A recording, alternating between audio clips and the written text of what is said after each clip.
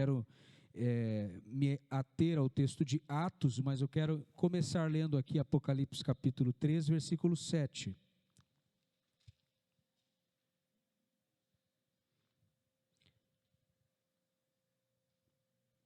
Último livro da Bíblia, Apocalipse, capítulo 3, versículo 7. Então, esse primeiro texto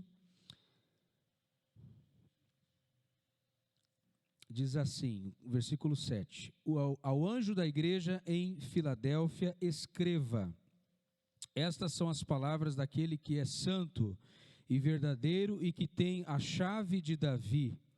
O que ele abre, ninguém pode fechar, e o que ele fecha, ninguém pode abrir. Agora vamos lá comigo para o livro de Atos, voltando um pouquinho aí algumas páginas da sua Bíblia, volta um pouquinho, você vai encontrar ali o livro de Atos, capítulo 16,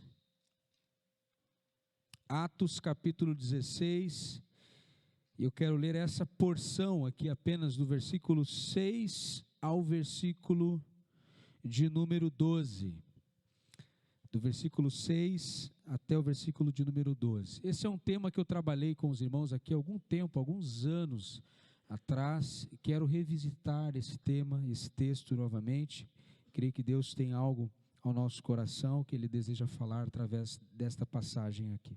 Atos capítulo 16, a partir do versículo de número 6. Paulo e seus companheiros viajaram pela região da Frígia e da Galácia, e tendo sido impedidos pelo Espírito Santo de pregar a palavra na província da Ásia, quando chegaram à fronteira de Mísia, tentaram entrar na Bitínia, mas o Espírito de Jesus os impediu.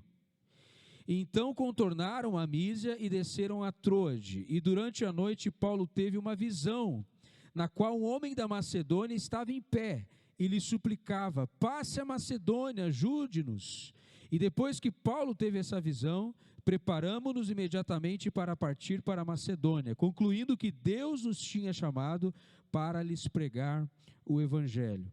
Partindo de Troade, navegamos diretamente para a Samotrácia, e no dia seguinte para Neápolis, e dali partimos para Filipos, na Macedônia, que é colônia romana e a principal cidade daquele distrito.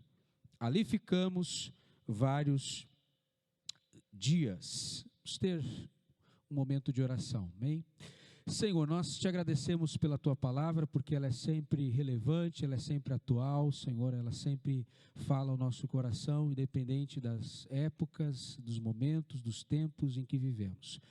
E mais uma vez queremos nos submeter à autoridade da tua palavra, Senhor, e pedir que o Senhor, por meio dela, Senhor, nos faça conhecer a tua vontade, e que os nossos passos, Senhor Deus, os nossos caminhos sejam, Senhor Deus, endireitados, Senhor Deus, através da tua palavra, Senhor, através, Senhor Deus, da mensagem da tua palavra, que o Senhor fale ao nosso coração e que venhamos sair daqui hoje, Senhor, com a nossa fé fortalecida, edificada, Senhor, pelo Senhor e pela palavra do Senhor. É o que nós te pedimos e entregamos esse momento, esse tempo agora aqui ao Senhor. E oramos assim no nome de Jesus.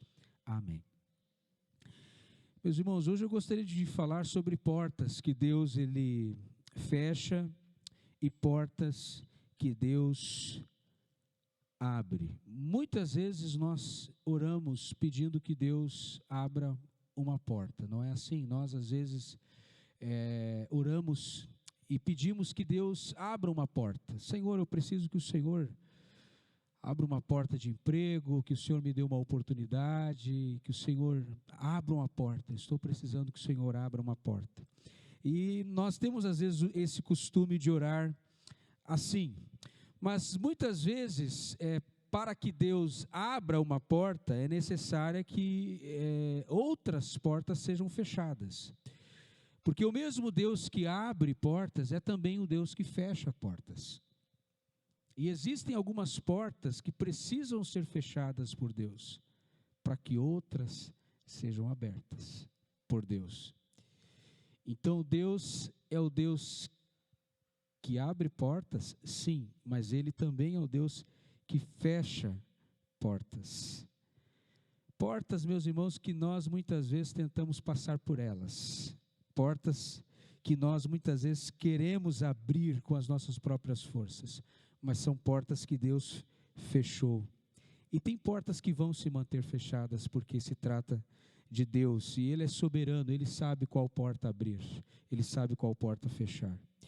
E tem muitas igrejas hoje que estão preocupadas, né, com essa questão das portas, principalmente na época da pandemia. Nós vivemos, né, um período na pandemia agora em que a preocupação era, e agora? Abre as portas, fecha as portas, né? Mantemos as portas abertas.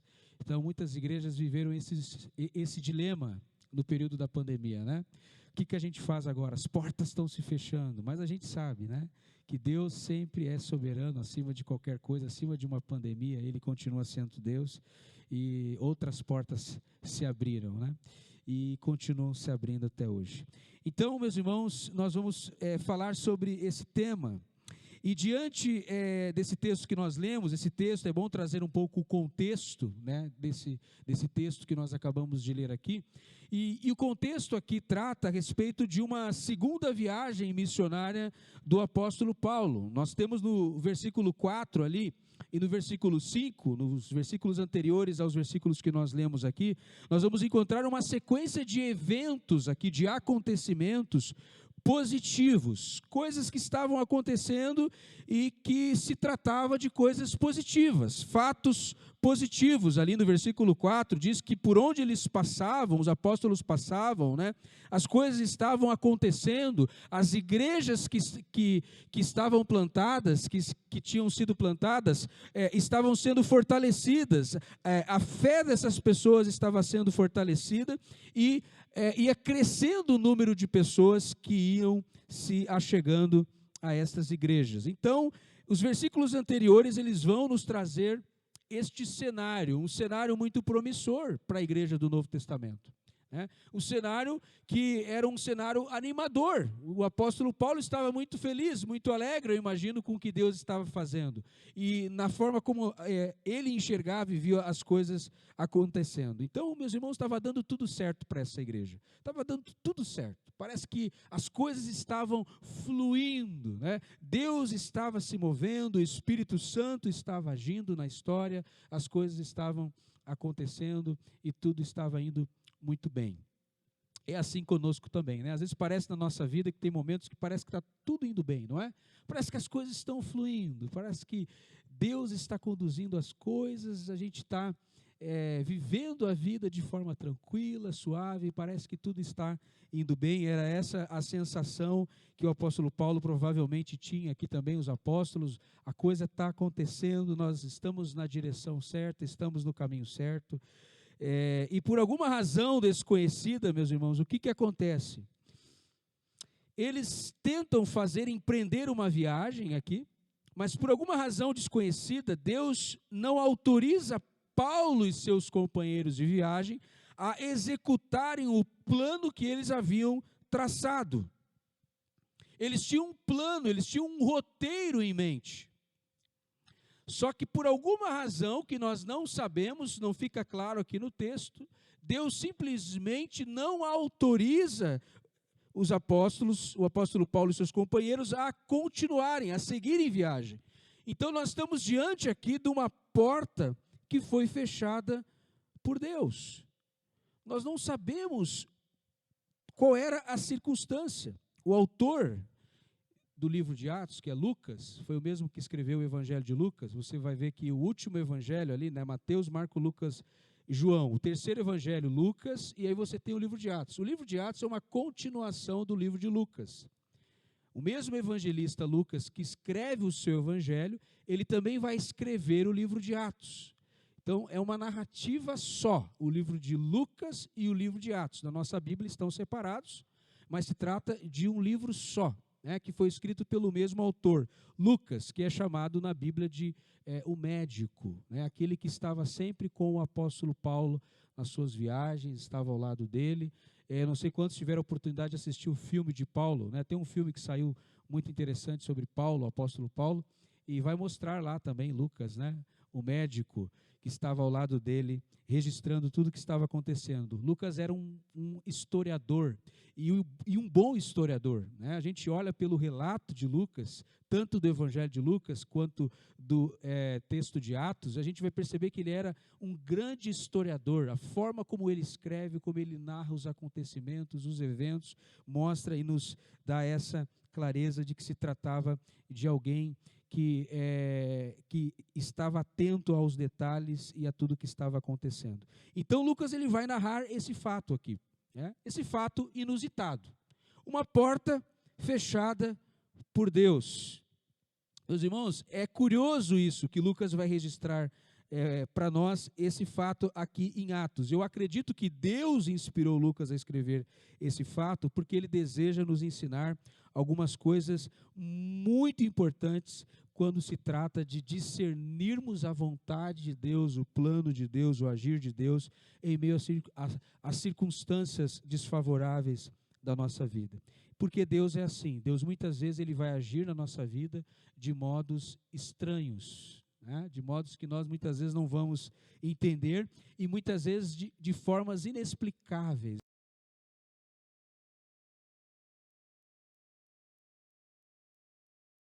Os versículos 6 diz que Paulo e seus companheiros viajaram pela região da Frígia e da Galácia e, tendo sido impedidos pelo Espírito Santo de pregar a palavra na província da Ásia, veja, de alguma forma coloca um obstáculo, uma barreira, fecha uma porta aqui diante deles. O Espírito Santo os impediu que eles fossem adiante e pregassem na região da Ásia. Meus irmãos, havia necessidade na Ásia? Com certeza. Havia muitas pessoas que precisavam ouvir o Evangelho naquela região da Ásia Menor ali, para onde Paulo estava indo? Com certeza, meus irmãos. E Paulo sabia disso. E ele estava indo para aquele lugar, porque na visão de Paulo havia muita necessidade de que o Evangelho fosse pregado lá naquela região. Então, o critério dele aqui era um critério missiológico. A visão de Paulo como missionário foi essa, ele deduziu, lá está tendo necessidade, vamos para aquela região. Só que Deus tinha outros planos. Na mente de Paulo havia uma porta aberta, mas Deus havia fechado aquela porta e impedido que eles fossem para a região da Ásia. E, meus irmãos, isso vai acontecer. E do versículo 7 diz: e quando chegaram à fronteira da Mísia, tentaram entrar, eles insistem naquela direção, na Bitínia, mas o Espírito de Jesus, mais uma vez, os impediu. Primeiro fala do Espírito Santo, o Espírito de Jesus, se referindo ao mesmo Espírito. O Espírito Santo, o Espírito de Jesus, se referindo aqui ao próprio Deus, a Trindade aqui. Deus estava impedindo que eles continuassem e seguissem adiante. E aí no versículo 8 fala que eles precisam contornar aquela região. Meus irmãos, nós podemos aprender aqui com essa história que se tratavam de homens de Deus, pessoas que tinham uma profunda comunhão com Deus, estavam em sintonia com Deus, pessoas que estavam vivendo o propósito de Deus, mas que estavam diante de uma porta que se fechou. Interessante isso, né?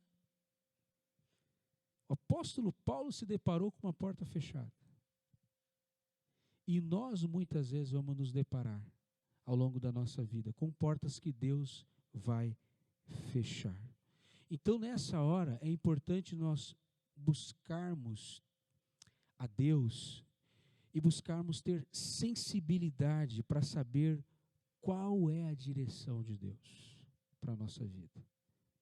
Para onde que o Espírito Santo está nos conduzindo, está nos levando. No reino de Deus, nós precisamos ser movidos mais por aquilo que nós não vemos do que por aquilo que nós vemos, por aquilo que os nossos olhos podem ver. No reino de Deus, nós somos muito mais movidos por aquilo que nós não vemos. Por isso, meus irmãos, que nós temos que ter sensibilidade, discernimento, para ouvir a voz de Deus e saber de que forma Deus está muitas vezes nos direcionando, nos conduzindo para um determinado lugar, para uma determinada necessidade, porque muitas vezes Deus, ele vai agir de modo que nós não compreendemos. E nós precisamos ser sensíveis à voz de Deus. Para qual direção Deus está movendo você? Para qual direção Deus, o Espírito Santo de Deus, está movendo o seu coração nessa noite? Para onde Ele está inclinando o seu coração? Para qual direção o Espírito Santo está inclinando o seu coração? Está te conduzindo? Para qual direção? Será que nós estamos atentos? Será que nós estamos prestando atenção aos sinais de Deus? Será que nós estamos prestando atenção a esses sinais? No versículo 7 diz que Jesus, o Espírito de Jesus os impede. E no versículo 8, então eles contornaram a Mísia e desceram a Troade. Meus irmãos, este local aqui em que eles estão, aqui Troade, se trata do limite, né, do ponto de vista geográfico, né? Eles chegaram no limite. A Troade é uma cidadezinha litorânea, uma cidadezinha portuária. Então, eles estavam numa cidade portuária. Eles chegaram no limite do ponto de vista geográfico, né, que eles estavam viajando. Eles chegaram literalmente no extremo, no limite. Depois de Troade, você tem ali o mar. Você tem que pegar um navio e ir para algum lugar. Então, eles chegaram literalmente no limite, na cidade de Troade. E ali eles aguardam, ali eles esperam o que eles vão fazer, ali eles vão tomar uma decisão. Em Troade. E muitas vezes nós nos encontramos também em Troade, né? Troade é esse lugarzinho do mapa da nossa vida em que a gente fica se perguntando, e agora? Já que eu não sei para onde eu vou ficar onde eu estou. Você já viu essa história? Não sei para qual direção, eu vou ficar quietinho, até que eu tenha certeza do que eu vou fazer. Todos nós, em algum momento da nossa vida, da nossa caminhada, da nossa história, nós vamos nos encontrar nesse lugar aqui. Troade. É o limite, é o extremo. Agora eu vou aguardar, eu vou esperar para ver aquilo que Deus vai falar, como Deus vai me dirigir, como Deus vai me conduzir. Eu fico pensando nessas famílias que perderam tudo, né? Estava conversando essa semana, eu fui visitar a irmã Ana, lá quando ela conseguiu ser resgatada e foi levada para a UPA aqui de Gravataí. Estava com hipotermia, né? Porque ela aguardou muitas horas na chuva, no telhado da sua casa, ela e seu esposo Elvino, esperando o resgate, porque a água subiu até o telhado. E eu fui na UPA orar com ela, porque eu soube que ela estava lá, ela estava falando comigo pelo celular. Estavam tentando aquecer ela de tanto frio que ela estava, porque ela ficou no telhado sem guarda-chuva, tomando chuva, esperando. Situação difícil. E eu, minha irmã, como é que tu tá? Onde é que tu tá? E eu tentando ter informações deles. E ela disse, pastor, tá difícil. Nós perdemos tudo. Você já chegou numa situação assim que, o que eu faço agora? O que eu faço? Essa família aqui da nossa igreja está vivendo essa realidade hoje. Para onde é que nós vamos? Para onde é que nós vamos? Como recomeçar? Como? O que fazer? É Troade. É Troade. É esse lugar onde o apóstolo Paulo, aqui os seus companheiros se encontram, tentando recalcular a rota. É quando o GPS, de repente, ele perde a conexão e você está ali procurando o seu destino e você já não encontra mais, não sabe mais para onde é que você vai, e você olha para o GPS e você ouve o famoso recalculando a rota. Aí você tem que parar o carro e esperar o GPS recalcular a rota. Isso é a experiência de Troade. Troade é essa experiência onde a gente fica ali aguardando o GPS espiritual, a nossa caminhada, a nossa história, recalcular a rota. E, meus irmãos, isso aconteceu também com Jonas. Nós temos um paralelo no Antigo Testamento. Jonas, que foi engolido por um grande peixe, a gente conhece já essa história, né? Quantos aqui já ouviram essa história várias e várias vezes? Jonas também, ele é também um personagem que entrou numa barca furada, porque ele agiu teimosamente. Deus fala com ele e ele vai para uma direção contrária, porque ele era teimoso. Um profeta teimoso, né? Jonas. Tem muito crente assim, né? Mas tem crente obediente, como Paulo. Paulo, diferente de Jonas, ele vai ficar em Trode, ele vai esperar, ele vai aguardar. E às vezes nós vivemos essa experiência. Deus nos faz também esperar até o limite, até o extremo, por sua condução. E muitas vezes, meus irmãos, isso demora. E nós, como somos muito ansiosos, às vezes nós queremos que Deus já nos mostre o que fazer. Por quê? Porque é insuportável muitas vezes esperar Deus falar. Mas às vezes Deus, ele nos leva até o extremo porque ele quer nos ensinar exatamente isso, a esperar pela sua condução. A direção de Deus, ela é dada no momento certo, com precisão, e muitas vezes no último instante. Muitos personagens na Bíblia viveram essa experiência de aguardar pela direção de Deus ou pela resposta de Deus.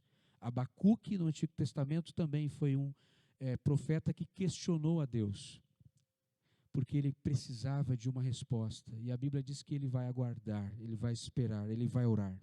E, meus irmãos, Deus é um Deus que fecha portas. Sim, o texto nos mostra isso, que tem muitas portas que Deus vai se encarregar de fechar.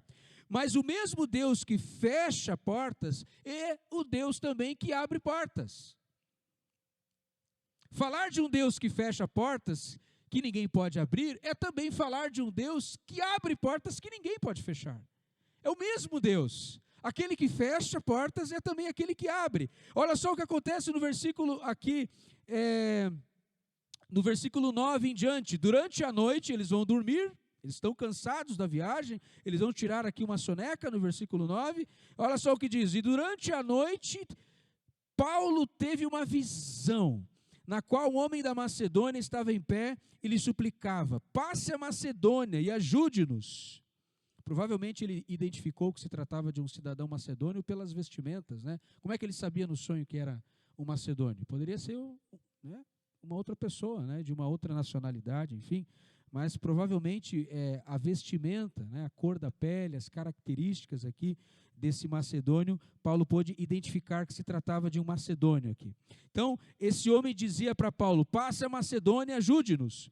E depois que Paulo teve essa visão, preparamos-nos imediatamente para partir para a Macedônia, concluindo que Deus nos tinha chamado para lhes pregar o Evangelho. Meus irmãos, como que Deus mostra a sua direção aqui para Paulo?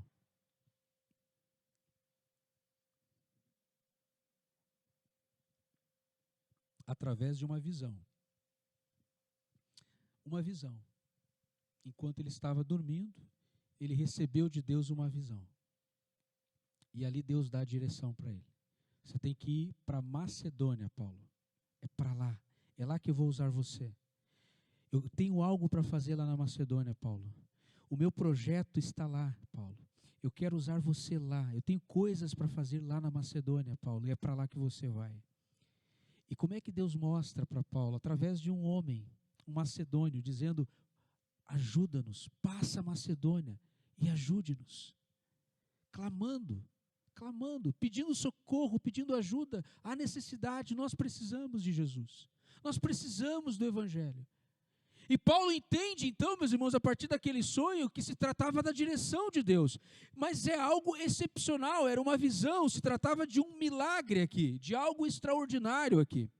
E nós temos que tomar muito cuidado com isso, com visões. Não é sempre que Paulo vai receber uma visão dessa natureza aqui. Se trata de algo excepcional que está acontecendo aqui. Então, meus irmãos, eu tenho dificuldade, eu me preocupo com aquelas pessoas que estão toda hora tendo visão. Todo dia tem uma visão, né?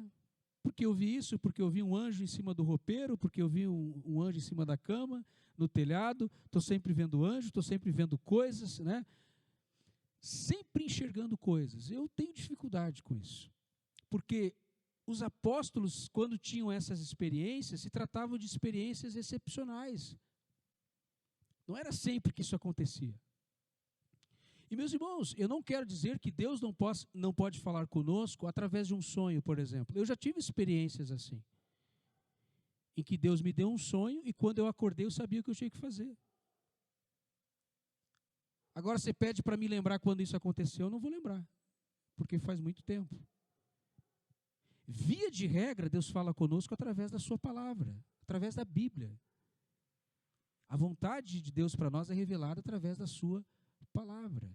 Essa é a regra, né? É claro que em alguns momentos Deus pode falar de outras formas, de outras maneiras, sim. Mas Deus fala conosco através da sua palavra. Sempre Ele vai falar conosco através da sua palavra. De vez em quando, Deus pode falar conosco de uma forma sobrenatural, como essa que está acontecendo aqui. De vez em quando, mas sempre Ele vai falar através da sua palavra. E, meus irmãos, a maioria das seitas que existem hoje no mundo, elas foram fundadas e tiveram origem a partir de uma visão. O islamismo, por exemplo, se você estudar a história do islamismo, começou com uma visão. Maomé estava dentro de uma caverna, aparece um anjo para ele e diz para ele, escreve aí o que eu vou te falar. E aí Maomé começou a escrever, nasceu o Alcorão. O texto do Alcorão, segundo aqueles que creem, né, no Alcorão, foi um texto revelado por um anjo, que apareceu numa visão para Maomé. Os mormons, por exemplo, essa seita que cresce hoje também, né, o mormonismo. Se você olhar a história do mormonismo, Joseph Smith teve uma visão de um anjo que disse para ele, vai ter um lugar lá que você vai cavocar no chão, vai ter umas tabuinhas de ouro lá. Aí ele foi lá, cavocou, né? Agora, quem é que vai comprovar essa história, né? Não tinha nenhuma testemunha, né? Esse é o problema, né? Que essas visões não têm testemunha. Quem, além dessas pessoas que disseram que tiveram essa visão, estava lá para testemunhar isso? Que de fato isso tem acontecido.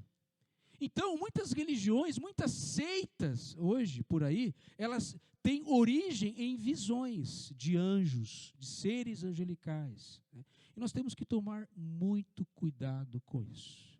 Muito cuidado com isso.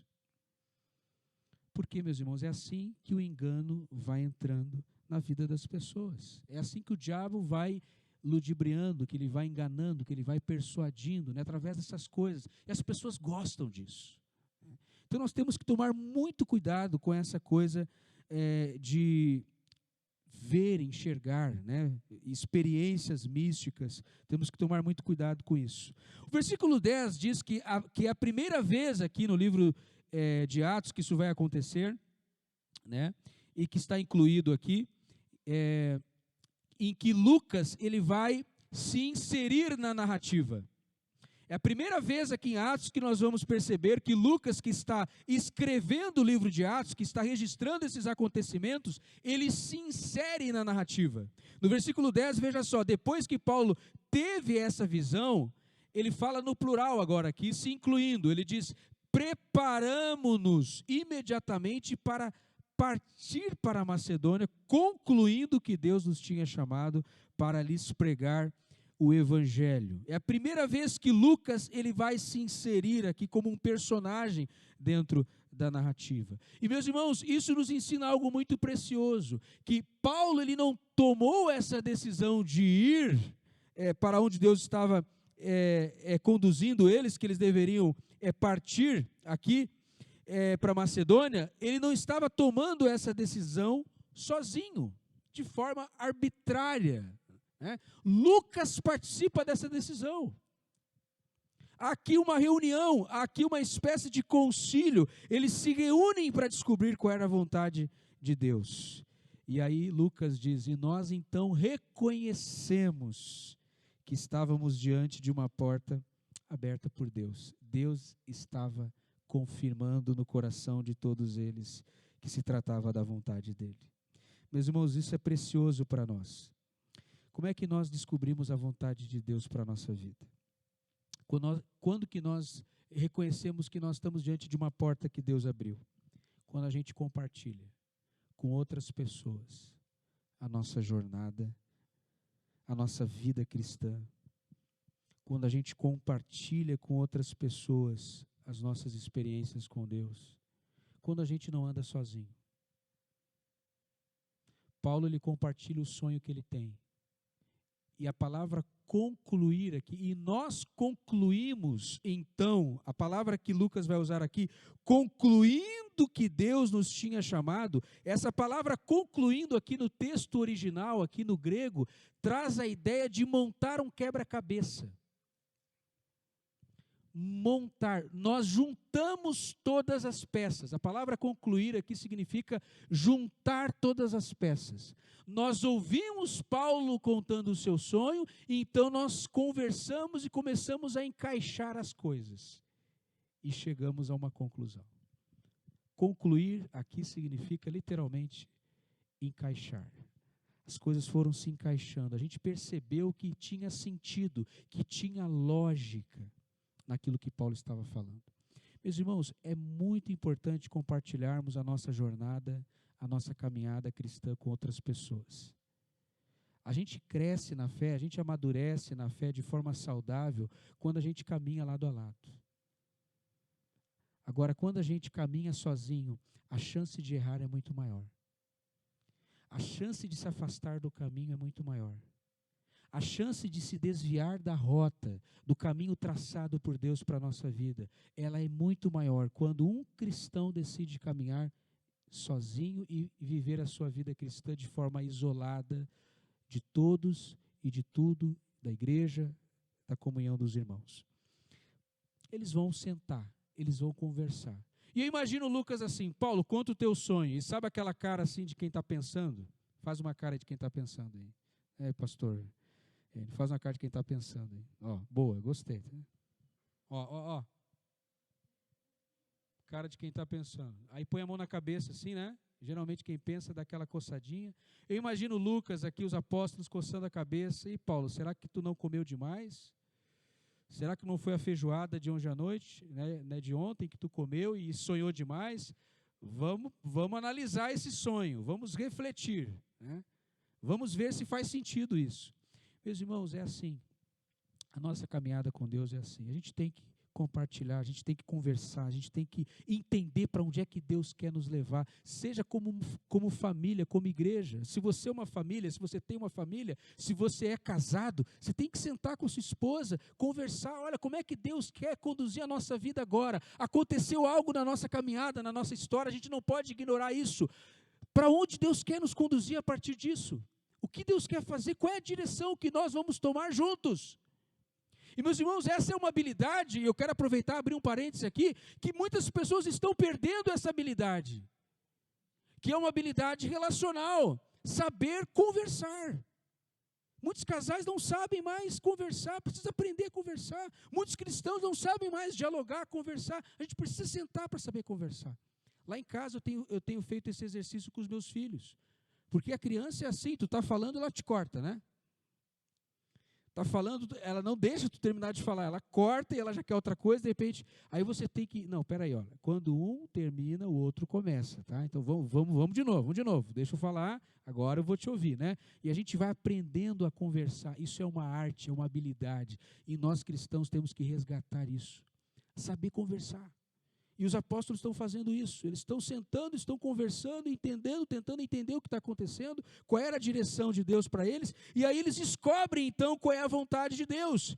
Deus abriu uma porta agora, e eles estão agora indo nessa direção, e eles vão entrar por essa porta agora que Deus abriu para eles aqui, meus irmãos. Eles vão entrar por essa porta. E um princípio norteador para nós em tempos de perplexidade, de indecisão, é não decidir nada sozinho. É decidir junto. Porque a palavra aqui, como eu já expliquei, traz esse sentido, juntar todas as peças, encaixar tudo, né? Nós não podemos decidir nada sozinho na nossa vida, é importante nós ponderarmos, refletirmos, analisarmos com calma, com paciência. Agir de forma precipitada é um problema, né? E nós muitas vezes agimos assim. Você vai lembrar de alguma experiência que você viveu em que você tomou uma decisão precipitada. Todos nós, eu já tomei decisões precipitadas na minha vida, aprendi a lição. Então nós temos que agir de forma ponderada, porque quem se apressa, lá em Provérbios 19:2 diz, agir sem pensar não é bom, e quem se apressa erra o caminho. Provérbios 19, capítulo 19, versículo 2. Então, como saber para onde Deus quer que nos movamos? Como saber para onde Deus está nos dirigindo, para onde o Espírito de Deus está soprando? Como saber? Esteja atento aos sinais de Deus. Você sabe que o avião, ele só pousa à noite quando ele percebe que todas as luzes da pista de pouso, elas estão alinhadas na visão do piloto. Então, o avião, quando ele está inseguro, quando o piloto está inseguro, ele não pousa o avião. O avião fica andando em círculos, ele fica em contato com a torre, esperando o momento certo de pousar. E ele fica olhando para a pista. E quando ele percebe que as luzes estão alinhadas na pista, aí sim ele pousa o seu avião. Tem muitas vezes na nossa vida que é assim também. Às vezes parece que a gente está andando em círculo.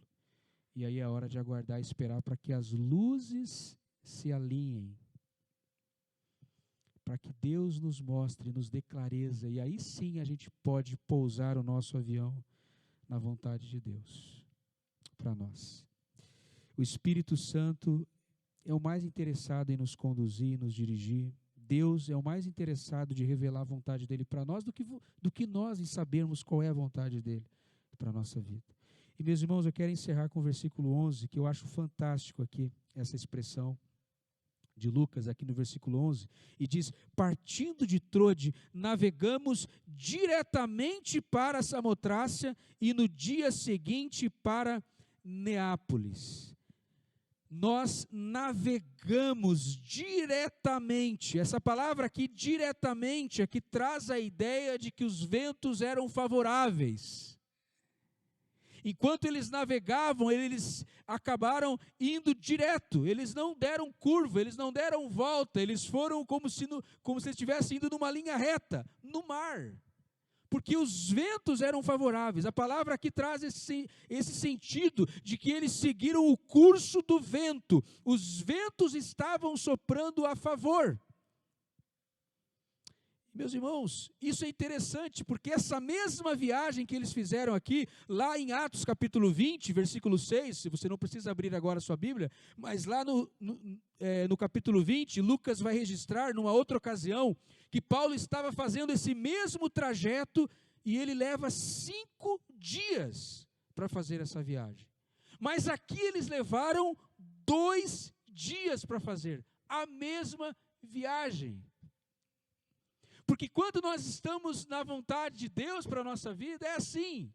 Parece que as coisas elas vão acontecendo e tudo vai cooperando para que a vontade de Deus aconteça e se cumpra na nossa vida. Quando nós obedecemos à vontade de Deus, até os ventos sopram a favor. Até os ventos que antes eram contrários, agora começam a soprar a favor. Enquanto eles estavam navegando, os ventos eram favoráveis. E uma viagem que era para durar 5 dias, dura 2 dias apenas. Por quê, meus irmãos? Porque eles estavam obedecendo à vontade de Deus. Nós podemos navegar com segurança na nossa vida. Nós podemos navegar sabendo para onde nós estamos indo. Nós podemos navegar com paz no nosso coração. Nós podemos navegar sabendo que nós vamos chegar no nosso destino. Nós podemos e precisamos chegar aonde Deus quer e deseja nos levar. Nós podemos, assim como os apóstolos experimentaram isso, nós podemos experimentar também. passar pelas portas que Deus tem aberto para nós. Entender qual é a vontade de Deus e viver a vontade de Deus para a nossa vida, vale a pena. Vale a pena. Seguir a orientação de Deus para a nossa vida, vale a pena. Entrar pelas portas que Deus tem aberto, vale a pena, meus irmãos. Vale a pena. E esse é o convite de Deus para nós hoje. Não tente entrar por portas que Deus não abriu. Entre pelas portas que Deus está abrindo, porque Ele vai ser com você. Ele vai cuidar de você. Ele vai fazer com que você navegue em segurança. Amém? E com que você chegue em segurança no seu destino. Eles chegaram. Partindo diretamente a Samotraça, no dia seguinte para Neópolis, dali partimos para Filipos, na Macedônia, que é colônia romana e a principal cidade daquele distrito. Ali ficamos vários dias. Todas essas cidades, essas localizações, esses pontos geográficos aqui existem até hoje. Os arqueólogos estão aí pesquisando. Todas essas cidades que estão registradas no livro de Atos, elas são identificáveis até hoje. Elas existiram. E essa história, meus irmãos, que nós acabamos de ler aqui, está aqui não por acaso, mas para nos ensinar todas essas lições que nós aprendemos aqui hoje. E precisamos continuar aprendendo com Deus. Eu não sei qual é o momento que você está vivendo hoje. Eu não sei se o tempo que você está vivendo hoje é um tempo de portas fechadas ou é um tempo de portas abertas. Mas eu quero convidar você que quer deixar que o Espírito Santo te leve. Que você quer fazer como aquela música que diz: eu navegarei no oceano do Espírito, né? Eu navegarei no oceano do Espírito. Eu quero ser levado por Deus, pelo Espírito Santo de Deus. Eu quero viver na direção de Deus para a minha vida. Amém? Não viva o critério da necessidade. Aonde tem mais necessidade, às vezes Deus vai dizer para você: olha, a necessidade está em outro lugar. Eu quero conduzir, eu quero levar você para onde eu quero. E é assim que Deus quer nos conduzir hoje. Amém? Essa semana também, nos próximos dias, quero convidar você a se colocar de pé comigo.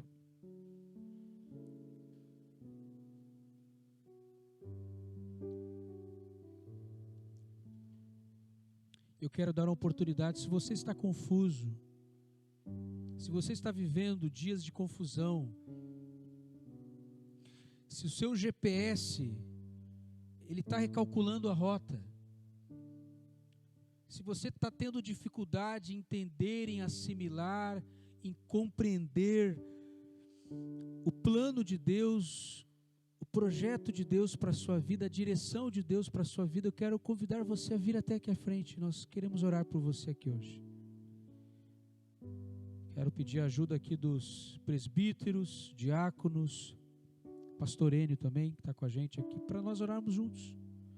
Orarmos juntos, nos colocarmos na presença de Deus e clamar pela sua direção. Senhor, me conduz, me leve em segurança, Senhor. Eu quero estar atento aos sinais. Eu quero estar atento à tua voz. Eu quero que o Senhor dirija os meus passos. Eu não quero mais viver por mim mesmo, Senhor Deus. Agindo de forma precipitada, tomando decisões precipitadas na minha vida, colhendo as consequências amargas disso, de ser uma pessoa impulsiva. Eu quero aprender, Senhor, a guardar atentamente, esperar, Senhor Deus, que o Senhor se mova, Senhor, na minha vida. Que o Senhor fale comigo, Senhor. Que o Senhor me mostre para onde eu devo ir, Senhor. A vida do cristão, do discípulo de Cristo, é marcada por essa profunda e verdadeira busca pela vontade de Deus. De saber qual é a vontade de Deus e obedecer essa vontade. O verdadeiro discípulo de Jesus, ele se preocupa em saber qual é a vontade de Deus. Ele se preocupa em viver a vontade de Deus, em obedecer a vontade de Deus, em seguir a direção que Deus quer para a vida dele. Porque é Deus que aponta a direção, é Deus que mostra para onde a gente tem que ir. É Ele. É Ele. E o verdadeiro discípulo de Jesus, ele se importa com isso. Ele valoriza a vontade de Deus. Ele sabe que muitas portas Deus vai fechar, para que muitas outras portas sejam abertas por Deus. Senhor, eu quero orar hoje para que o Senhor feche portas aqui, Senhor. Tem portas que precisam ser fechadas hoje, Senhor Deus, na nossa vida. Mas também eu quero pedir que o Senhor esteja abrindo as tuas portas, Senhor, as portas por onde nós vamos passar e vamos experimentar e viver, Senhor, essa vontade do Senhor para nós. Como família, como indivíduos, como igreja também, Senhor, nós queremos experimentar isso, Senhor Deus. Abre os nossos olhos, nos revela, nos mostra, nos dá discernimento, Senhor. Nos ajuda a discernir, Senhor, a Tua voz, o Teu querer, Pai. Enquanto o grupo de louvor canta essa canção, eu quero dar oportunidade para que você dê um passo hoje. Para que você dê o seu passo. Você precisa dar esse passo. Ninguém deve dar esse passo no seu lugar. É você que precisa dar esse passo hoje, crendo que você precisa depender de Deus, do Espírito Santo de Deus, que você precisa se submeter à vontade de Deus para a sua vida a partir de hoje. Saia do seu lugar. Saia do seu lugar enquanto o grupo de louvor canta essa canção. Venha até a frente.